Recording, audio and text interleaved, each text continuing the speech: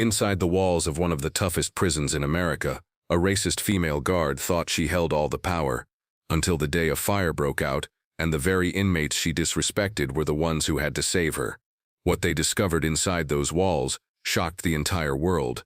But before we dive in, tell me in the comments, where in the world are you watching from? I love seeing how far these stories travel, and don't forget to like this video and subscribe to the channel so you won't miss tomorrow's powerful story. Dawn scraped a thin gray line across Redwater State Penitentiary. Keys rang, bolts slammed, orders ricocheted. In E-Block, Malik Turner laced spotless prison shoes and told himself, as always, that discipline was a door you carried inside. Down the tier, Darius 6 Okonjo did push-ups with a chest knife balanced between his shoulder blades. Jamal Reeves, block barber and tinkerer, stropped a contraband razor on a belt that used to be a Bible cover. In the corner cell, Uncle Ray hummed a spiritual that rode the bars like oil. Bootsteps cut the noise. Officer Caroline Blake, pale eyes, tight bun, a record for write-ups, turned the corner with a clipboard like a shield.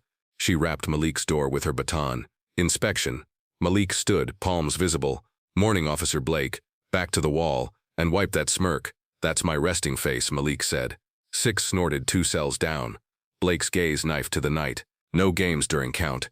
It's strategy practice, 6 said. For life after. Life after what? Her smile didn't reach her eyes. Fantasy camp. Jamal's jaw flexed. Uncle Ray's humming rose a notch, a small warning bell. Malik watched Blake's hands steady. Too many keys, a twitch in her eyelid that said coffee had beaten sleep. Count ended. Trays clattered. The block flowed. Mess hall, meds, laundry. Blake ruled the turns like a light stuck on red. Cuffs tight, citations quick, reminders that rules kept good people safe. Everyone knew who she meant. At the station, Blake scrolled headlines and ignored a rookie's questions. The PA coughed. Temporary lockdown for routine test. Groans rippled. Gates clanged shut. Air thickened. Lights flickered once, twice. On the third blink, the world snapped black. A beat later came a sound deeper than darkness. A low animal growl of power skipping its groove, and then the crackle of electrical fire. Emergency strobe sneezed to life, stuttering red across bars. The PA squealed and died. Metal thudded somewhere below, rapid, wild. Smoke curled up the stairwell, sweet and poisonous. Electrical room, Jamal said, ears tuned by shop shifts. Under the chapel, sprinklers, 6 asked. Dead without pressure backup, Uncle Ray answered. His humming stopped. Blake jammed the intercom. Nothing. She cursed, keys rattling. Rookie with me. She hesitated. Policy said keep cells secured, but Smoke ignored manuals. The kid's eyes were saucers. Malik slid to the bars. Officer Blake, there's a service crawl under C wing to the chapel. Vent grates there pull smoke like a chimney. If that fire kisses the main, we all wear it. Her glare treated strategy like contraband. Where'd you hear about crawls, Turner? 8 years mopping this tomb, Malik said. The building talks. A darker, faster cough of smoke rose. An alarm tried to restart and died like a fish on a dock. The rookie gagged. Blake chose. She unlocked the block door, barked, Station 3, and clanged down metal steps. The rookie bolted after her. 6 met Malik's eyes. You sure? I'm sure about air, Malik said. If she's wrong, we breathe tomb soot. Minutes stretched like wire. Sound turned into a map. Clatter below, a shout. Blake's voice chopped by concrete, hot, cant pipes. Then a strangled cough. Malik decided like lightning chooses a tree. He turned to Jamal. Remember that hinge you filed last winter? Jamal was already moving. Cell 12 swing pin. He tucked the razor, looped the belt over his palm. Uncle Ray slid a hardwood slat from under his mattress. Cured it for a future no one wanted, he said, passing it through. Don't break it unless you must. Malik worked the slat into the hinge seam. 6 braced beside him. Jamal wedged steel to split the pin. On 3, Malik said. Push, pry, don't bleed. 3. They moved like a one-purpose machine. Metal groaned, squealed, then popped. The gate stuttered 2 inches. Another pry widened the gap. Jamal slipped an arm through, found the secondary latch, twisted until it clicked. The door swung and hit last year's extra security, a chain across the opening. 6 hooked it with the slat and yanked. Lynx screamed. The slat bowed, threatened to snap, then the anchor bolt tore free with dust. They spilled into the tier, free but not free. Smoke bit tongues, hands thrust through bars. Us too, help! My cellie's asthmatic. Malik split time. Corner row next, he told Jamal and 6. Then down the line. No stampede, we form a chain. Clock's chewing, 6 warned. If she eats smoke, she's human, Malik said gently. So are we. They ran the trick twice more. Muscle memory wrote new scripture. Uncle Ray threw a rope of calm with his voice. Breathe slow, wet shirts. The floor trembled. Heat climbed. From below, flashover.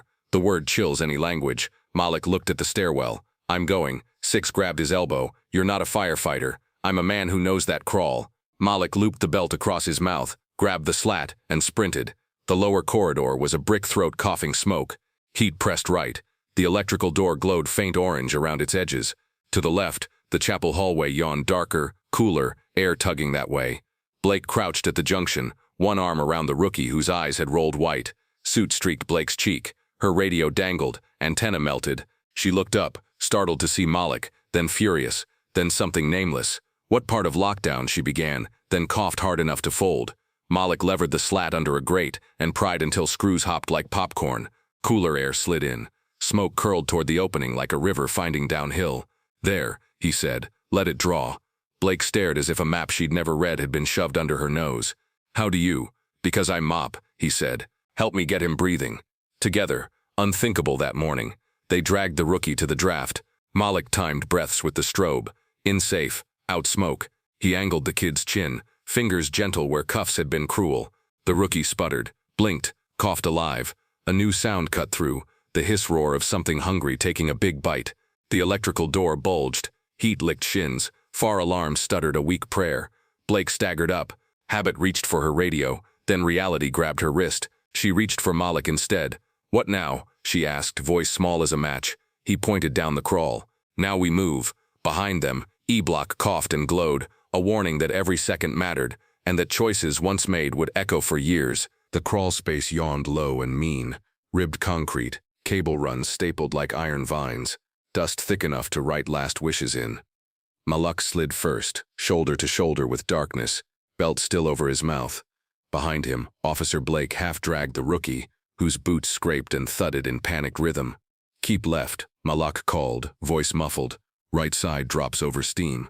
How do you know that? Blake coughed. Because my mop bucket fell off there in March, he said, and kept moving. Air tugged through the grate he'd pried, smoke curled toward the chapel like a river changing course. Heat still built behind them. The electrical room hissed and kicked like a trapped animal learning the shape of its cage. Somewhere above, metal popped.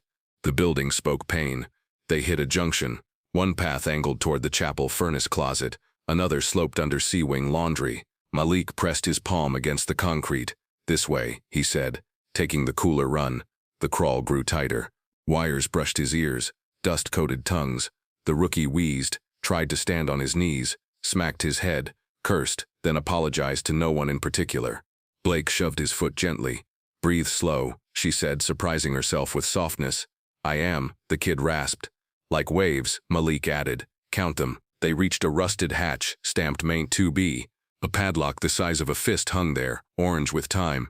Jamal would have smiled at it. Every lock had a story and a weakness. Malik checked his pockets, belt, slat, nothing else. Blake squinted at the hinge. Hit the eye, not the body. She raised her baton, hesitated, met his eyes. He nodded. She struck exactly once. Clean, controlled, the way she should have used her voice upstairs. The pin snapped. The lock fell, clanged, spun into the dust. The hatch groaned open. Cold draft slid over their faces like a promise. Beyond lay a narrow catwalk that cut along the back of the chapel like a secret balcony. Below, the chapel's wooden pews sat in twilight. A red exit sign glowed weakly over a door that led to the yard. Malik eased onto the catwalk.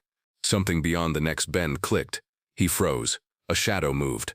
A voice floated back, gritty and familiar. Turner? Jamal? Malik exhaled a laugh he hadn't planned. You found the other end. Jamal's face appeared around the corner, soot-streaked, eyes bright. Six loomed behind him, shirt ripped into strips for makeshift masks. Uncle Ray brought the rear like a lighthouse carrying its own song. How? Blake demanded, half relieved, half offended. Same hinge, different sermon, Six said. He squeezed past, clapped Malik's shoulder, then eyed Blake. You bringing strays now? She brought herself, Malik said. Help me get the kid across. They formed a three-man cradle and ferried the rookie along the catwalk. He groaned, then gave them a thumb that shook like a newborn calf's knee. Uncle Ray took his hand and hummed, and somehow that stilled his tremor. Under them, a dull boom rolled from the electrical room. The chapel's stained glass trembled, saints flickering like they were blinking back tears. Dust snowed from the rafters. We can push to the yard, Jamal said, pointing to the exit. Fresh air, triage, count heads. Then we go back for whoever's down. Blake bristled. You don't give orders. No one's saluting, Jamal said, not unkind. We're surviving. Rope appeared, courtesy of Uncle Ray, a twisted run of laundry line and prayer beads he'd borrowed from men who wouldn't argue with him. He looped it around the rookie's waist, tied a quick knot that would hold even if panic tried to undo it, and handed the tail to Blake. You've got him, he said. I've got him, she echoed, and the words landed like a vow instead of a rule. They snaked down a narrow stair that smelled of hymnals and hot dust. The chapel door groaned at first, then opened under Six's shoulder. Yard air hit them, blessed, wet, laced with the metallic tang of rain that hadn't yet fallen. Sirens wailed somewhere beyond the wall, threads promising help that wasn't here yet. A cluster of inmates had already spilled into the yard from another block, shepherded by 2 frazzled officers and 1 nurse with a ponytail stuffed under a cap. Smoke trailed from laundry vents like angry flags. Over here, the nurse shouted, anyone dizzy, sit, deep breaths, don't lie flat. The rookie half collapsed on a bench. Blake guided him down, hand steady at the back of his neck. He looked up at her like a kid looking at a teacher who'd finally spoken his name kindly. Thanks, he wheezed. She nodded, then jerked her chin for Malik. You said under laundry. Yeah. She glanced toward the chapel again, toward the door, toward the block she'd patrolled like a boundary line for months. We go back, she said. It wasn't a question. Malik checked the yard, chaos pooling, not yet boiling. Rivers barked across the grass, counting, setting flares. Ortiz dragged a hose that spit insultingly weak water. A trustee ran with a box of masks, whose elastic had given up last winter. The sky lowered, the way skies do when they're deciding whether to help. Ray, keep the kid and calm this mess, Malik said. Jamal, with me. 6. Already going, 6 said, grin quick as a match. They re-entered the chapel, pushed back into the throat of heat. The crawl space coughed dust onto their hair. The catwalk felt narrower now that they knew what they'd escaped. The door to the electrical room below the catwalk thumped like a heart slamming its ribs. Listen, Jamal said, pausing. Through the roar, a faint metallic rattle sounded. Fast, irregular, panicked. That's a vent cage, he said. Some fool stuck where air's leaving. Maintenance shaft 3, Malik said. Right turn after the drowned bucket. They took it. The shaft chewed the dark into strips.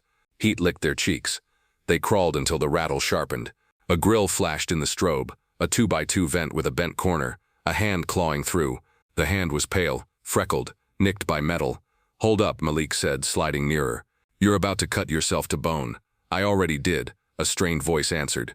Feminine, furious, scared. It's Sergeant Hale. The whole C-tier stair went blind, smoke like blankets. Ortega's down. I shoved him into the shaft, but the grate dropped behind us. 2 bodies? 6 asked. Yeah, she coughed. He's breathing crumbs. Jamal popped a utility driver from his waistband, the kind that looked like a pen until it didn't, and began working the grill screws in a rhythm that matched his heart. 1, 2, 3, 4, thread squeal, metal sigh. The last screw fell and skittered away. 6 snagged the corner and bent the frame with a grunt. They pulled the grate, reached in. Hale's face appeared, smeared with soot, eyes sharp even now. She shoved a limp arm toward them. Ortega, heavy, unconscious. 6 hooked his forearms under Ortega's shoulders. Malik took his weight at the waist, backed, found footing, dragged. Jamal braced, heels digging, back screaming until the body gave and slid free like a fish through a torn net. Got you, Malik said to Ortega, not expecting the man to hear. He did anyway, eyelids fluttering, lips moving around a word no one caught. Hale crawled out next, spat gray, wiped her mouth with the back of her hand, then clocked who had rescued her. Recognition moved across her face like a fast cloud. Turner, she said. Okonjo, Reeves. She looked at Blake, who'd caught up and now stood there, rope in one hand, breath sawed into pieces. The 2 women's eyes met. History banged on one door, something new tapped on another. No speeches, Jamal said. We're not at chapel for that. Pipe room next, Malik added. If we keep the fire out of that chase, the main won't flash the whole block to cinders. Hale nodded once. All sergeant now. Valve wheels sticky. Takes 2. They moved again. A strange crew braided by necessity. 2 inmates at point, 2 officers in the middle, 1 inmate at the rear carrying more than weight. The catwalk dipped under a beam, the shaft narrowed, the heat hissed like a living thing that resented math. They reached the pipe room, an iron lung of valves and gauges and labels faded by decades of forgetful hands. The big wheel sat at chest height, flaked with rust, stubborn as regret. On 3, Hale said, grabbing a spoke. Malik grabbed the opposite. They pushed. The wheel laughed at them. Jamal joined, palms raw from metal. 6 wedged a broken broom handle through for leverage. They strained, backs bowed, teeth bared, heat pressing like a bully at a locker. The wheel budged a quarter inch, then stuck. Again Malik grunted. Sweat stung his eyes. Blake stepped in without asking, added her weight, jaw tight. Not with anger this time, but with effort. The wheel groaned, turned a half inch, then a hole. Somewhere deeper, water thudded, then surged. A hiss answered the fire hiss. Colder, meaner, a rival voice.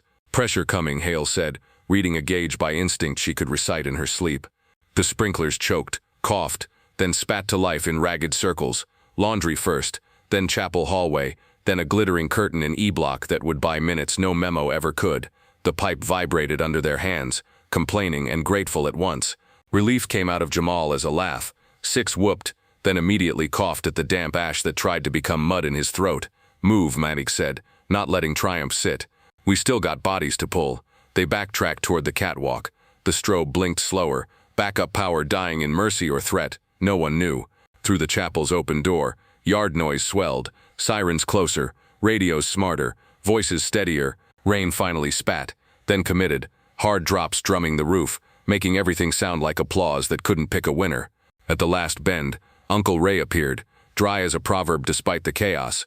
Brought prayer and oxygen, he said, holding out 2 masks he'd bartered off a cart with a hymn and a glare. He placed one on Ortega, one on the rookie, adjusted the straps like a deacon fixing a choir robe. Blake took in the scene. The men she wrote up last week lifting a sergeant, the barber working a valve like a surgeon, the quiet old-timer handing out breath like communion. Something in her posture loosened. It didn't fall. It just shifted. Turner, she said, voice lower, what else do you know about this building that isn't in any of my manuals? Malik looked past her, to the catwalk, to the chapel, to the blocked door that led to a corridor few used. Enough to get us through the next hour, he said. He didn't add what he'd seen through a cracked pane by that door, a stack of dust-coated boxes stamped with dates and case numbers that didn't belong this close to a chapel. Not yet. The building wasn't done talking, and the fire wasn't done listening. He tightened the belt over his mouth again and pointed forward. We're not finished. Rain lashed the chapel roof, each drop a drumbeat marking how little time they had. The sprinklers hissed weakly above, buying moments but not victory. The air smelled of wet ash, rust, and fear. Malik led the group deeper into the maintenance corridors. Blake followed close, still gripping the rope tied around the rookie's waist. Sergeant Hale limped with Ortega slung between Jamal and Six, her jaw set like steel.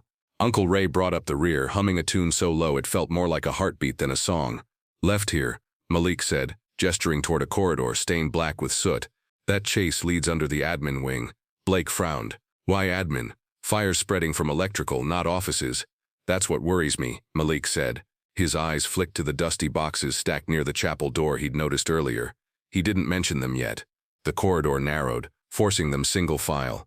The water on the floor was ankle-deep now, reflecting the strobe lights like broken stars. Somewhere above, something collapsed with a boom that rattled dust from the ceiling. Building's telling us to hurry, Uncle Ray said quietly. They reached a set of double steel doors marked archives, staff only. Malik pressed a hand against the seam.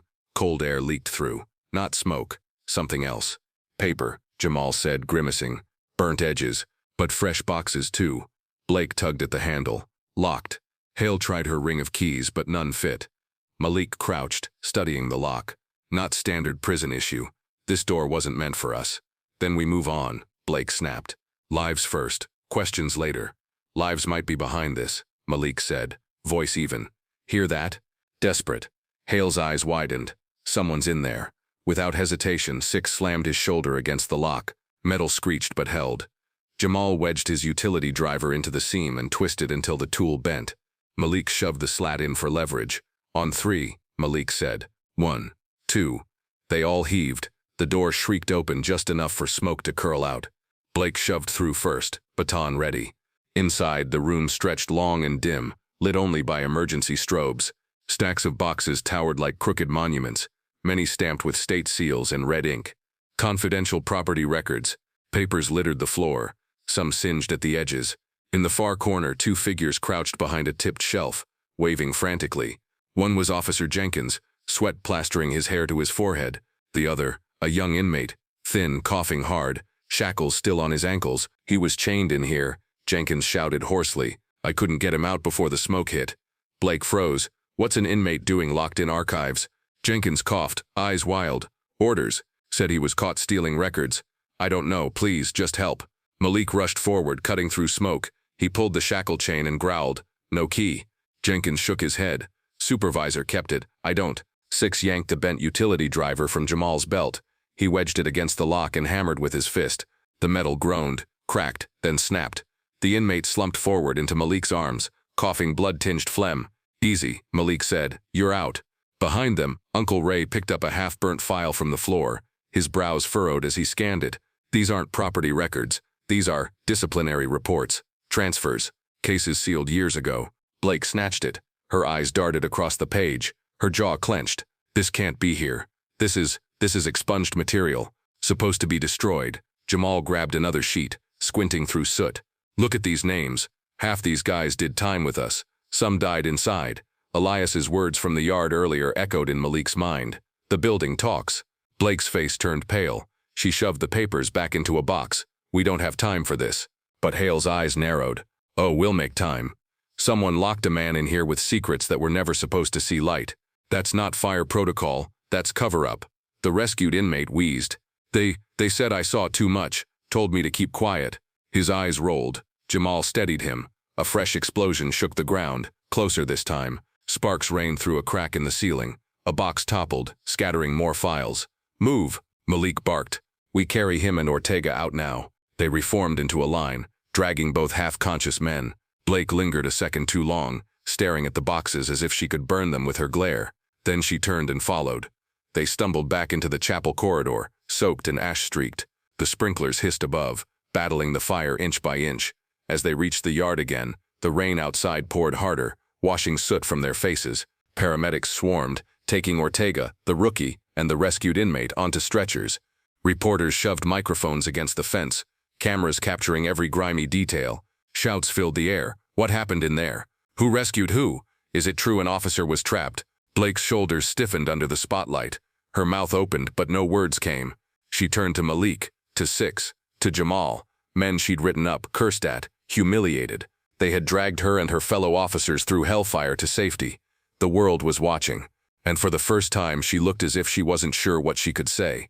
But the fire wasn't done, and the discovery behind that locked door lingered like smoke refusing to clear. Rain battered the prison yard like 1,000 fists, soaking uniforms and jumpsuits alike. Sirens pulsed beyond the walls, backup units flooding in. But Redwater still smoldered. Smoke pumped from vents, curling skyward in dirty ribbons. Malak stood near the chapel door, lungs burning, shirt clinging to him. Six paced like a caged panther, eyes darting toward the locked archives room they'd left behind. Jamal wrung his hands on a wet rag, knuckles scraped raw. Uncle Ray leaned against a bench, humming low to steady himself. On the grass, medics loaded Ortega and the rookie onto stretchers. The rescued inmate lay wrapped in a thermal blanket, trembling. Reporters shouted questions through the chain-link fence, cameras flashing lightning brighter than the storm. Blake stood at the center of it all, soaked, ash streaking her cheeks. She had no baton now, no clipboard, no shield, just silence.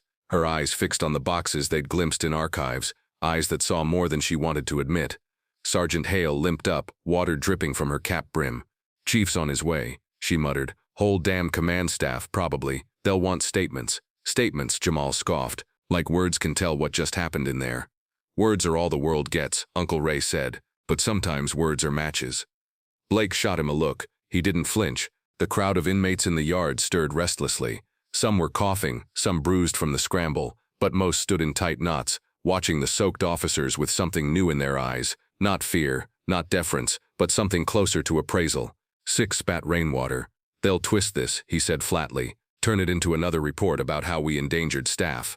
Not this time, Malik said. His gaze slid to Blake. Not if someone tells the truth. She bristled. You think anyone listens when inmates cry foul? They'll listen when it comes from you, Hale cut in. Her tone was sharp, her eyes unblinking. I saw those boxes too, Blake. You know damn well something foul is festering in this place. Blake's jaw worked.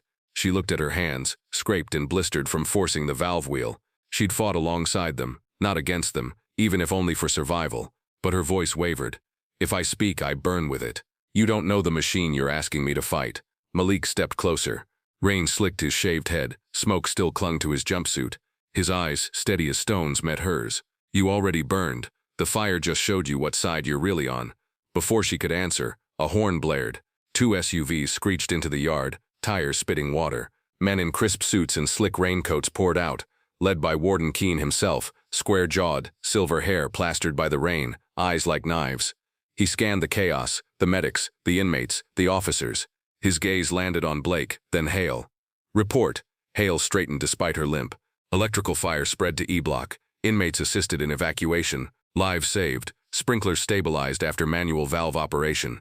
Assisted. Keene repeated sharp. By them. His eyes flicked toward Malik. 6. Jamal. Yes, Hale said firmly. Without them we'd be pulling bodies instead of breathing men. Murmurs swept through the inmates. Reporters pressed harder against the fence. Microphones lifted like spears. Keene's nostrils flared. He turned to Blake. And you led E-block. What's your account? The yard went still. Every eye pinned her. Blake's throat worked. She looked at Malik, then at the rescued inmate still coughing under the blanket, then at the reporter's hungry cameras. For the first time, her voice faltered. They saved us, she said. The words tasted foreign. Turner, Okonjo, Reeves, they pulled us through. Keene's jaw tightened. That's not the narrative you'll put in writing. The crowd stirred. 6 muttered, here we go. Blake's eyes flashed. Something hardened. It's the truth. Keene stepped closer, lowering his voice though the storm carried it anyway. Truth sinks careers, Officer Blake. Choose carefully. Malik saw the tremor in her hands. He knew that look. Someone standing at the edge of a line they'd sworn never to cross. The kind of line that rewrites who you are. Jamal broke the silence with a bitter laugh. You see, even the fire can't burn lies out of this place. Reporters shouted louder now. What truth? Did inmates save guards? What was found in archives? Blake's eyes snapped toward them, then back to Keene. They'll ask anyway. Cameras don't burn. The warden's face darkened. You'll regret this. Maybe, Blake said. Rain streaked her face like tears that weren't, but not as much as if I stay quiet. A ripple passed through the yard. Inmates shifted, their eyes fierce, their voices low but rising. It was not a chant yet, but the start of one.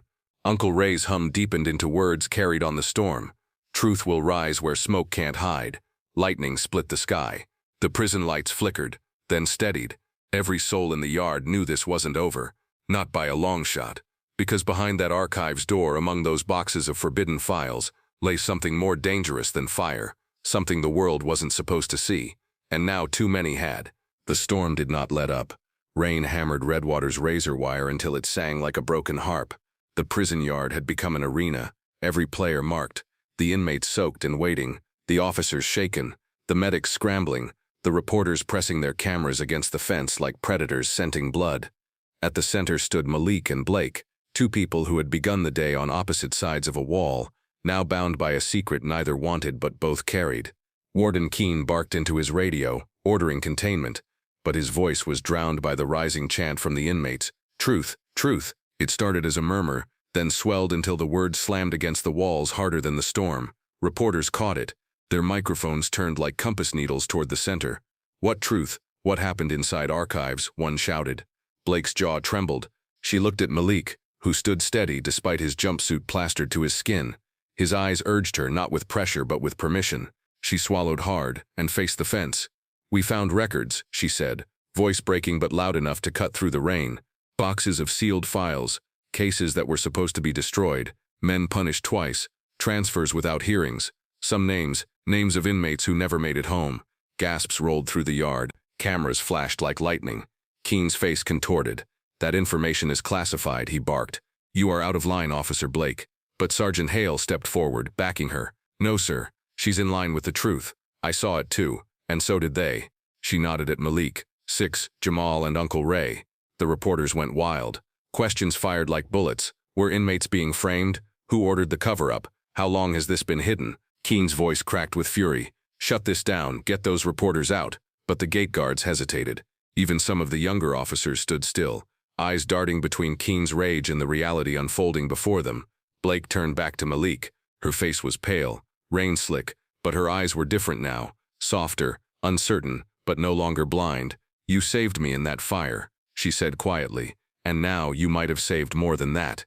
Malik didn't answer with words. He only nodded, the kind of nod that said we understand each other now, whether we want to or not.